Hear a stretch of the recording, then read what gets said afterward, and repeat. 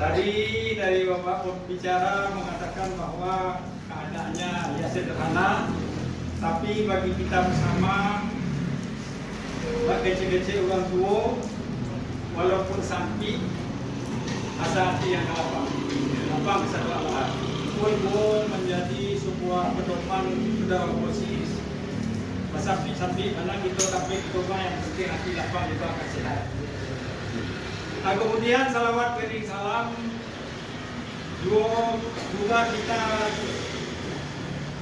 sampaikan kepada kejunjungan kita Nabi besar Muhammad Sallallahu Alaihi Wasallam beserta kepada sahabat-sahabat beliau, di mana kepada kita telah dibawakan sebuah ajaran yang maha benar, maha lurus, memberikan keselamatan kepada kita baik selamat di dunia maupun di akhirat kelak.